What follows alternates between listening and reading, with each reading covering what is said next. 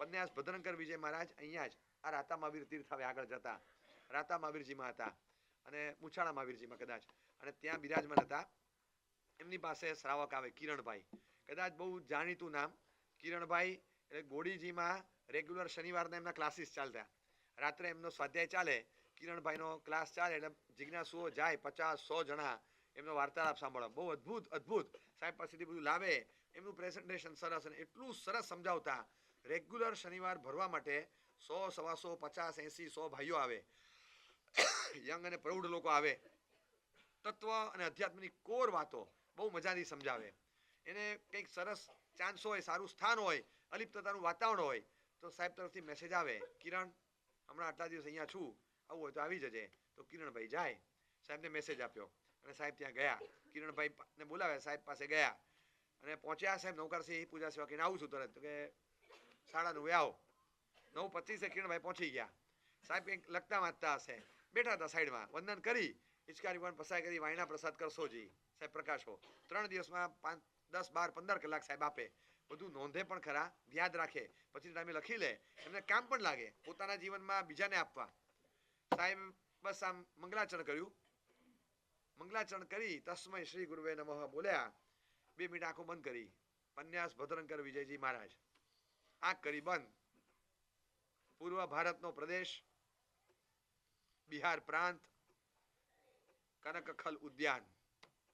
વિચરતા વિચરતા પરમાત્મા મહાવીર સ્વામી ખળખળ વહેતા ઝરણાની જેમ આવી રહ્યા છે અને ફૂફાડા મારતો એક સર્પ ત્યાં છે.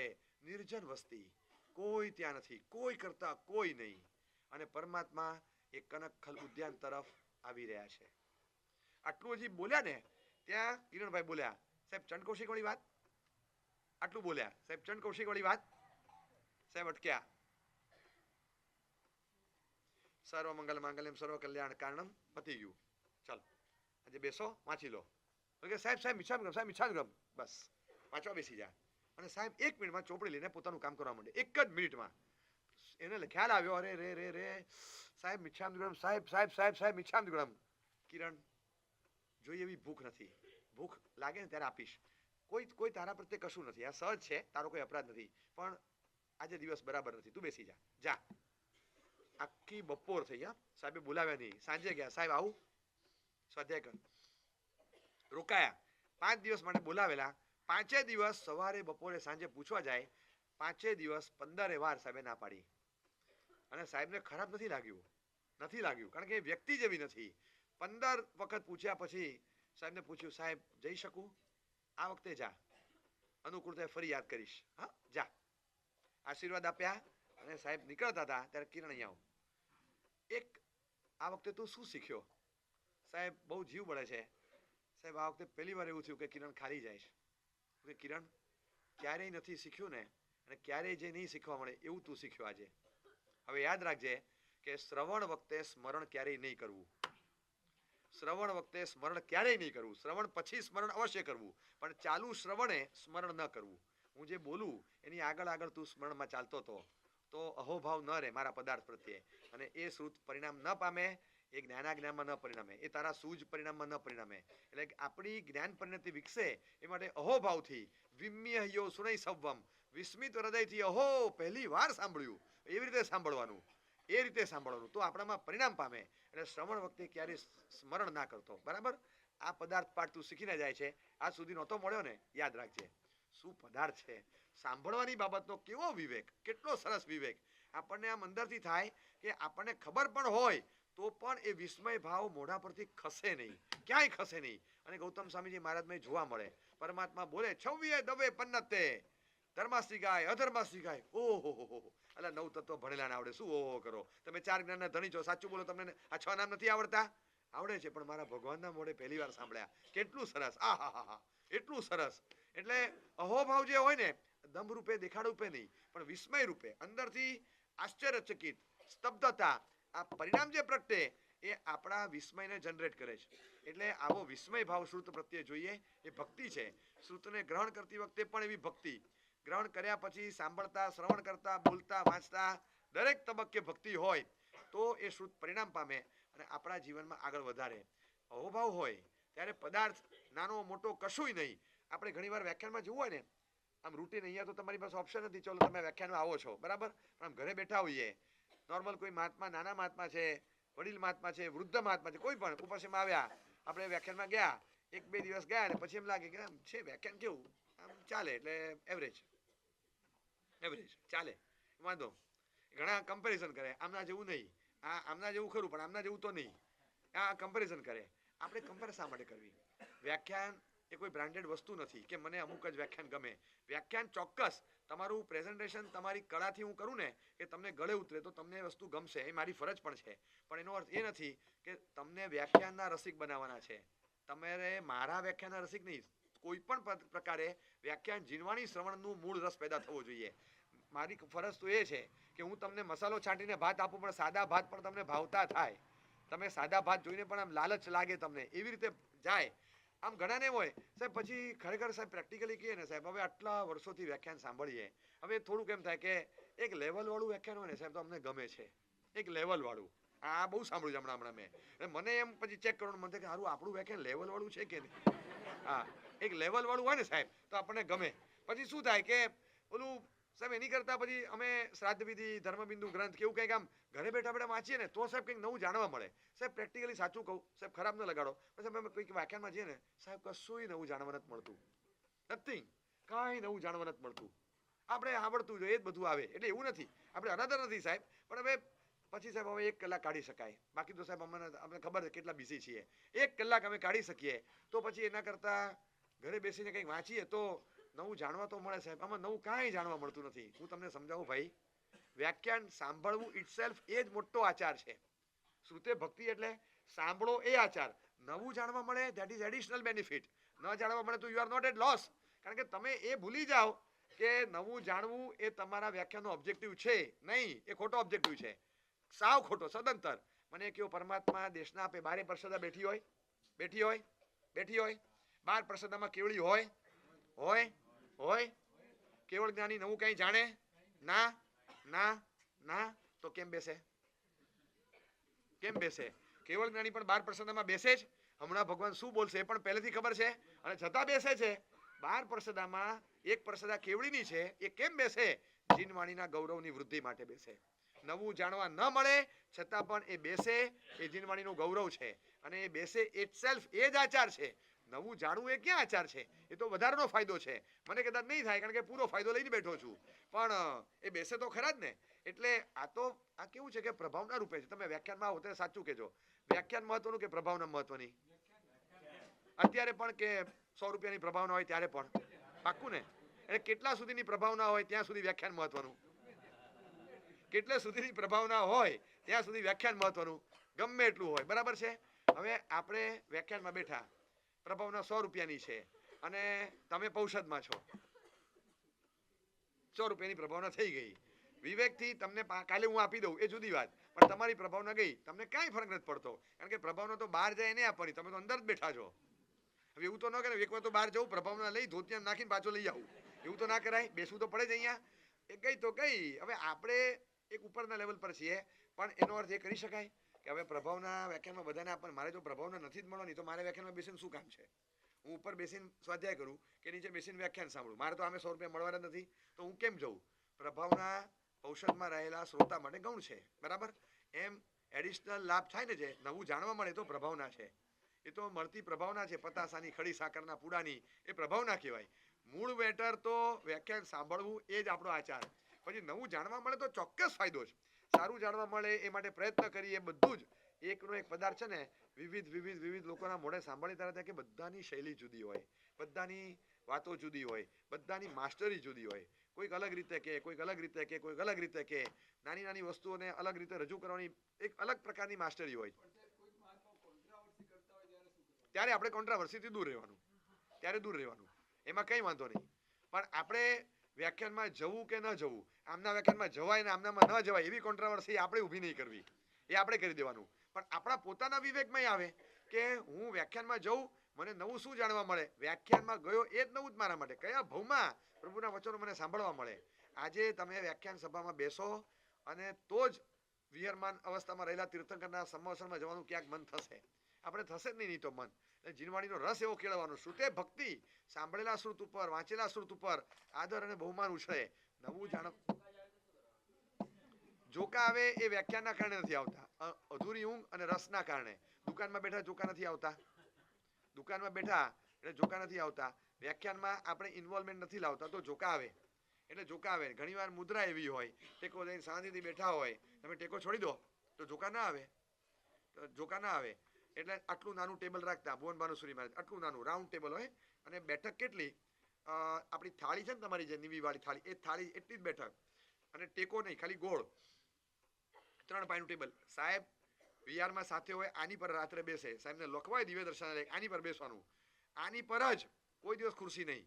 અને આની પર બેસીને લખતા વૃદ્ધાવસ્થામાં. સાહેબને અમે પૂછીએ સાહેબ આની પર કેમ, કે આમાં જોખું આવે એવું જ નથી, કે આમાં જોખું ના આવે, કે આમાં ટેકો હોય તો જોખું આવે. આમાં ખબર છે કે સેજ આમ થતું ને તો પડશું એમાં જાગાય તો જ લખાય, કે નહીં તો ઊંઘ જ આવે આપણને. અને સાહેબ આવા ટેબલ પર બેસે વગર ટેકાય. એટલે વગર ટેકાય. આપણે નથી કહેતા ચોટલી વાળીને ભણવા બેસ, ચાલ ચોટલી બાંધીને ભણવા બેસ. એટલે what is the meaning of ચોટલી બાંધીને? આ કાશીની પરંપરા.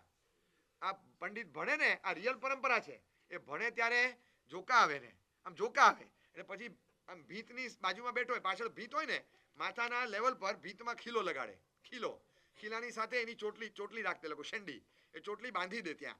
આ ચોટલી આમ લઈ અને પાછળ અહીંયા ભીતમાં બાંધી દેવાની. હવે જોકું આવે ને, ઓહો તમરા બોલે, બધા 1.5 અબજ સેલ ખુલી જાય મગજના.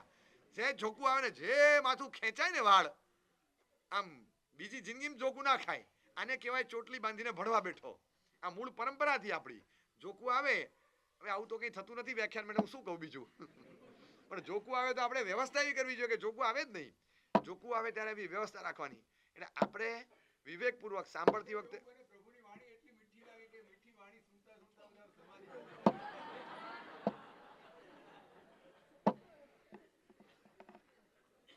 તમારી વાત સાંભળીને હું સમાધિમાં જતો રહ્યો.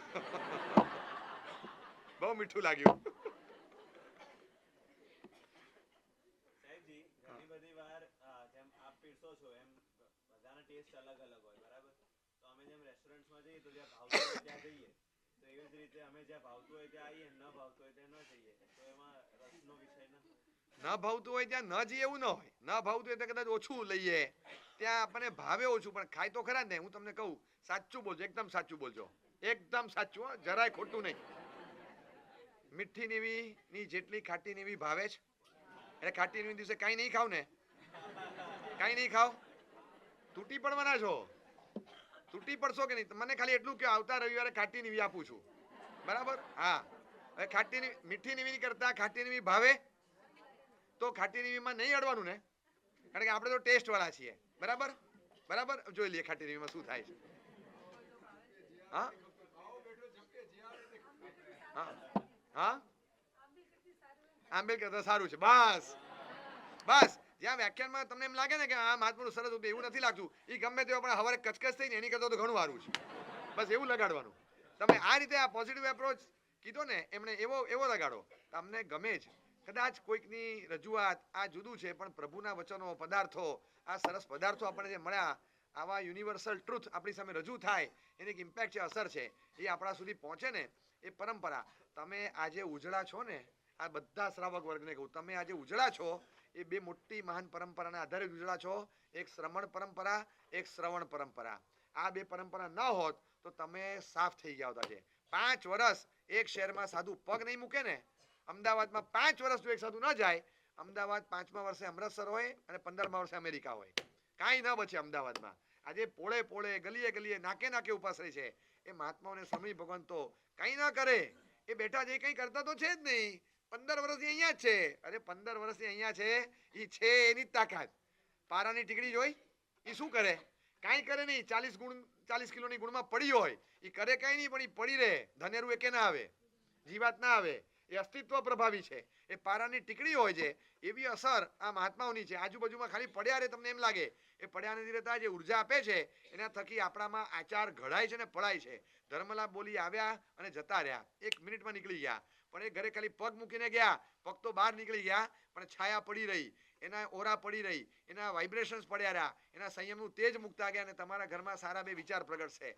સાધુ સાધ્વીજી ભગવાન તો વર્તમાન કાળના વિચરતા સાધુ સાધ્વીજી વિચરતા તીર્થંકર ગણવાના. એવો અહોભાવ આપણે થાય. અને ત્યાં વ્યાખ્યાન આપતા હોય તો આપણે દેશના સાંભળવા જઈએ એવું થાય. વ્યાખ્યાન હોલમાં બેઠા હોઈએ અને સમવસરના ગઢમાં બેસી અને મનુષ્ય પ્રસાદામાં સુણતા હોઈએ એવો અનુભવ કરવાનો. આ અનુભવ જ્યારે કરીએ ત્યારે એ ફીલ આપણને આવે. ઘણા પૂછે કે સાહેબ દેવનંદન કરતી વખતે શું ભાવ લાવવાનો, માંડલા કરતી વખતે શું ભાવ લાવવાનો, સંથારા પોરસી કરતી વખતે શું ભાવ લાવવાનો, નિવી કરતી વખતે શું વિચાર કરવાનો, પડીલન કરતી વખતે શું વિચાર કરવાનો. હું કહું વ્યાખ્યાન સાંભળતી વખતે શું વિચાર કરવાનો મને કહો. વ્યાખ્યાન વખતે તો આપણે વ્યાખ્યાન મારીએ પણ બેસીએ ત્યારે અડધી મિનિટ પહેલા પ્રભુના વચનો સાંભળવા મળ્યા. આહા કેવું ભાગ્ય જાગ્યું, વીરના વચનો મળ્યા, કેવું નસીબ મારું કે આવું કોઈક ભાવમાં સાંભળવા નહોતું મળ્યું, આ ભાવમાં મળ્યું. રોજ કલાક, રોજ 2 કલાક, રોજ 3 કલાક, કમાલ થઈ ગઈ. બસ આ આનંદનો જે અનુભવ થાય ને એ આપણે અંદરથી ભાવિત થઈએ અને એ જ્ઞાનાજ્ઞા માટેનું પ્લેટફોર્મ તૈયાર થાય. અને આપણા જીવનમાં આવી ઉત્તમ ચીજો એક લાહણી રૂપે બહાર આવે છે. આવી સરસ મજાની જ્ઞાનની પ્રાપ્તિ થતી હોય લઈ લેવાની. આપણે નથી ભણતા, નથી જાણતા તો આપણને 10 બીજી વસ્તુઓના પ્રશ્નો કન્ફ્યુઝનમાં રહેશે અને એના કારણે આપણે ભ્રમણામાં રહેશું. પણ આપણે પૂછીને જવાબ મેળવીએ, જાણીએ, વાંચીએ, સમાધાન મેળવીએ તો આપણને પણ કદાચ એ કન્ફ્યુઝન ઓછું થાય. કદાચ સાહેબ 2-3 જાતના જવાબ મળે તો શું કરવું? આપણને જ્યાં શ્રદ્ધા પહોંચે, જ્યાં વિશ્વાસ બેસે એક સ્થાન રાખવાનું. ફાઇનલ એન્ડ ફિક્સ, એમણે જે કીધું એ પ્રમાણે આગળ વધવાનું. બસ બીજી કોઈ વાત નહીં. પછી બીજા મને આમ કહે છે, ત્રીજા કહે છે, તો ડોક્ટરે 4 નથી જુદો અભિપ્રાય આપતા. એનો મતલબ એ નથી કે ડોક્ટરે કે ભણ્યા વગરનો હશે, પણ આપણો વિશ્વાસ હોય એ ડોક્ટરને આપણે ફોલો કરીએ છીએ. કદાચ કોઈ મૂંઝવણ મોટી હોય તો વી મે કન્સલ્ટ સેકન્ડ પર ઓપિનિયન લેવા માટે બીજા કોઈ મોટા ડોક્ટરનો ઓપિનિયન લઈએ. બાકી મેજોરિટી એવું હોય હું તો આમને જ પૂછીશ, જરૂર લાગે તો એ કોકને પૂછીને મને જવાબ આપે. હું તો અહીંયા પૂછીશ. લગભગ આપણો અભિપ્રાય લગભગ મોરોવર એવો હોય અને ડોક્ટરને લાગે તો કે તમે એક એમડી ફિઝિશિયનને બતાવો ને, બતાવો. અને નહીં તો રિપોર્ટ ચાલો ને આપણે ત્યાં મોકલી દે, હું પૂછી લઉં છું. કારણ કે જરાક આ એમડીને પૂછવું પડશે, જરાક આ મોટા સ્પેશિયલિસ્ટને પૂછવું પડશે. આપણે એમને અંધારામાં તીર નથી મારવું. એમને લાગશે એ બોલશે, પૂછશે, કહેશે, આપણે કરશું. અમે તો ભાઈ પૂરેપૂરા તમારે આશ્રિત. તમે કીધું એટલે ડન, પછી બીજો વિકલ્પ નહીં. આ વિકલ્પ વગર સમર્પણ રહે. એટલે જ્ઞાનાજ્ઞા છે ને એ તર્ક નથી શીખવાડતું, એ તમને ક્લેરિટી, સ્પષ્ટતા આપે છે. અને બોધની નહીં, માર્ગની સ્પષ્ટતા. પદાર્થની સ્પષ્ટતા તો ખરી, માર્ગની સ્પષ્ટતા. ઘણીવાર વસ્તુ સાચી હોય અને છતાં તમને લાગે કે કરવા જેવી નથી, કરવા જેવી નથી, સાચી હોવા છતાં કરવા જેવી નથી. બોલો, સ્વાધ્યાય કરાય કે ન કરાય? પ્રમાદ કરાય કે ન કરાય? બરાબર છે? ન કરાય. ઝઘડો કરાય કે ન કરાય? મોટા અવાજે બોલાય કે ન બોલાય? રોડની વચ્ચે વચ્ચે ઊભા રહેવાય કે ન ઊભા રહેવાય? આ બધામાં તમને આ કોને શીખવાડ્યું? આ જ્ઞાનાજ્ઞા અંદરથી તમને સૂજે છે. આમ કરાય. નાના બચ્ચાઓ હતા, કેટલા? સાવ 3-4 યર્સ, અને પહેલી વજ્રસ્વામી પાઠશાળામાં એન્ટ્રી થઈ તો મને પૂછવા આમને શું ભણાવવાનું? કીધું પેલા ટેસ્ટ કેસ. 4 વર્ષના છે ને આપણે ટેસ્ટ કેસ લઈએ. અને હું પોતે ત્યાં ગયેલો, મંગલિક સંભળાવ્યું, ઓપનિંગ હતું. અને પછી મેં એમને કીધું, મેં તો છોટા બચ્ચાઓ બધા નાના, બહુ આમ 160 હતા પહેલા જ દિવસે, બધા 3-4 હતા. 30 મિનિટની પાઠશાળા હતી, 25 મિનિટ એમને શાંત રાખતા થઈ. પછી 5 મિનિટમાં મારે પાઠશાળા પૂરી કરવાની હતી. મને આગ્રહ કર્યો છે પહેલા સેશનમાં તમે કંઈક સમજાવો તો બધાને ખ્યાલ આવે. એટલે હું પછી મારે I have to synchronise my self. મારે 4 વર્ષના થવું પડે. મેં કીધું ઓકે, હું તમને બધાને ક્વેશ્ચન પૂછીશ. જો સારું હોય ને વેરી ગુડ, વેરી ગુડ, અને જો ખરાબ હોય વેરી બેડ, વેરી બેડ, આમ કરવાનું. મેં એવું શીખવાડેલું ત્યારે, બરાબર. અને પછી મેં ડેમો આપ્યો. આજે હું પપ્પાની સામે જોર જોરથી ચિલ્લાવીને બોલ્યો વેરી બેડ, વેરી બેડ, એટલે પછી મારી જેમ બધા કરે.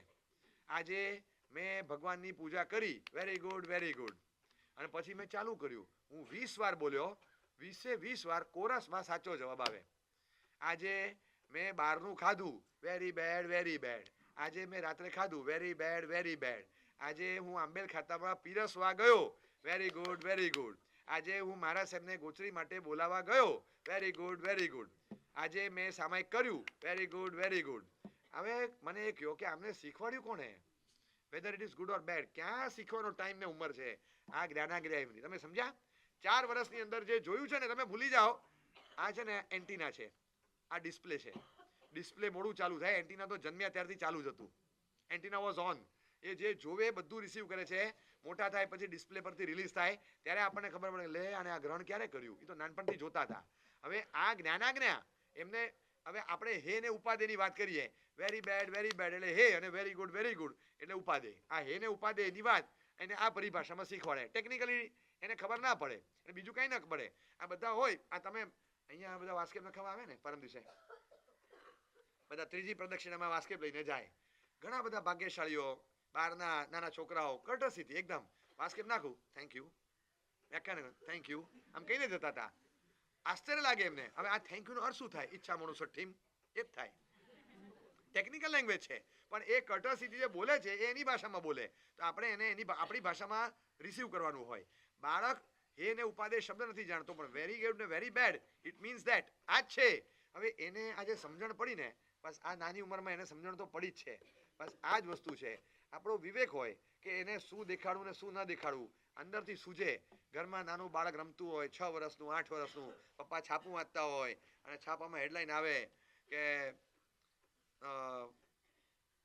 યુક્રેનમાં પાછી તણાવગ્રસ્ત સ્થિતિ, હમાસ પટ્ટી પર પાછા હુમલાની શક્યતા, ઇઝરાયલ લડાયક મૂડમાં, ત્રીજા યુદ્ધ તરફ ધસી રહેલું વિશ્વ. આમ 4 દિવસે રોજ હેડલાઇન એવી આવતી હોય ને એટલે રોજ વાંચે. 10 વર્ષનો હોય આમ વાંચે ને થાય કે યુદ્ધ ચાલુ થવાનું છે. યુદ્ધ ચાલુ થવાનું, યુદ્ધના ભડકારા, યુદ્ધના એંધાણ રોજ વાંચે. પછી કીધું પપ્પા આ વોર ચાલુ થાય એ ખબર કેવી રીતે પડે કે ચાલુ થઈ?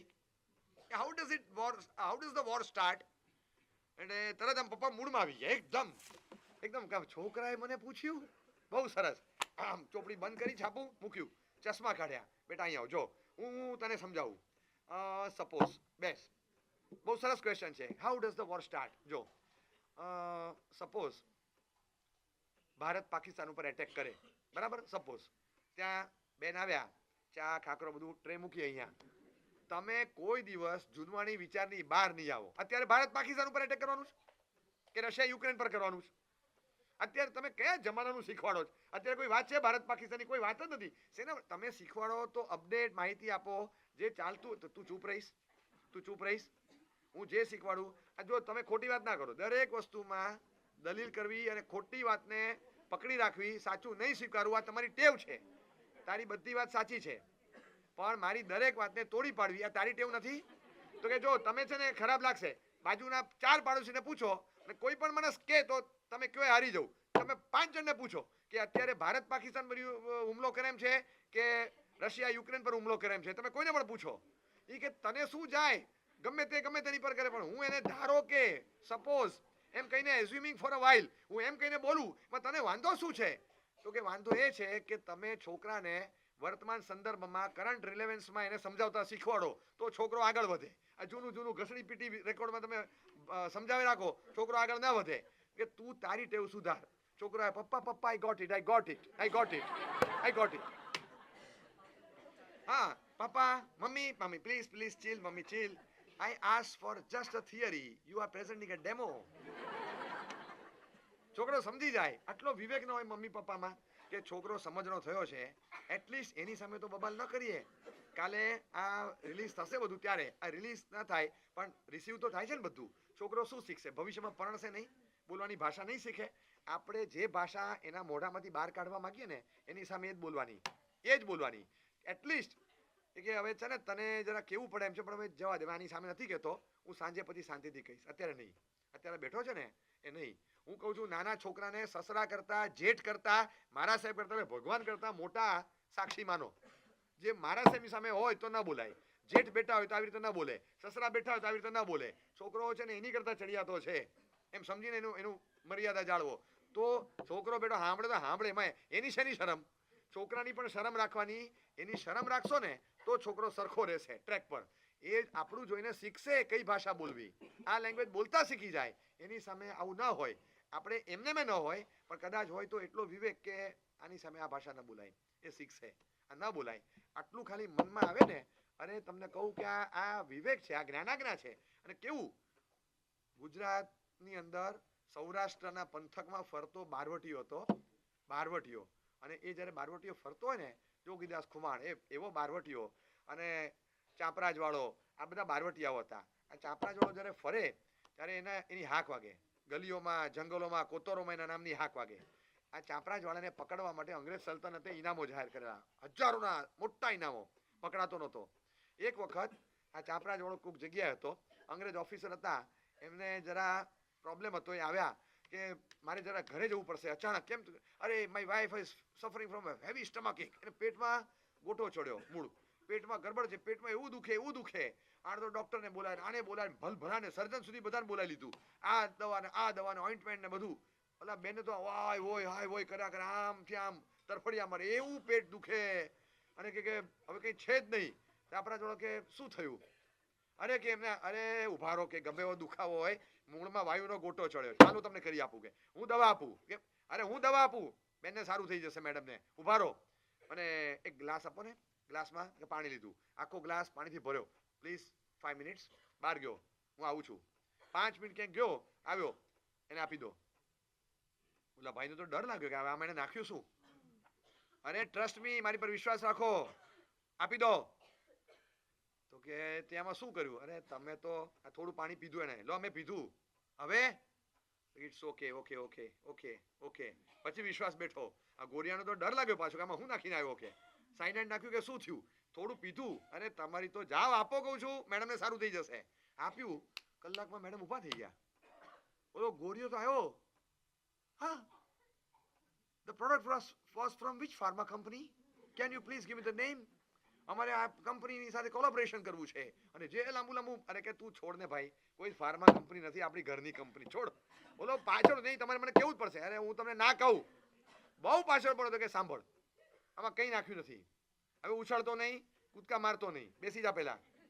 આ બહાર ગયો, તડકામાં ઉભો રહ્યો, પરસેવો થઈ ગયો ચાંપરાજ વાળાને. આમ કરીને પરસેવાના 6 બિંદુ નાખી દીધા અંદર, પીવડાવી દે. આ ગેસ ઉતરી ગયો તારા પત્નીનો. યુ બીચ, યુ રોગ, અને ગાળો બોલવા માંડ્યો સીધો. બેવકૂફ, તારું સ્વેટ, તારો પરસેવો મારી વાઈફના પેટમાં ગયો તો એટલે જ ગોટો ઉતર્યો.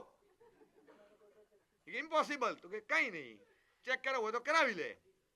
પછી પેલા કીધું કે એવું પરસેવામાં હોય કઈ? તો મને પરસેવો થાય, કે તારા પરસેવાથી ગોટા ચડે, ઉતરે નહીં, રેવા દે.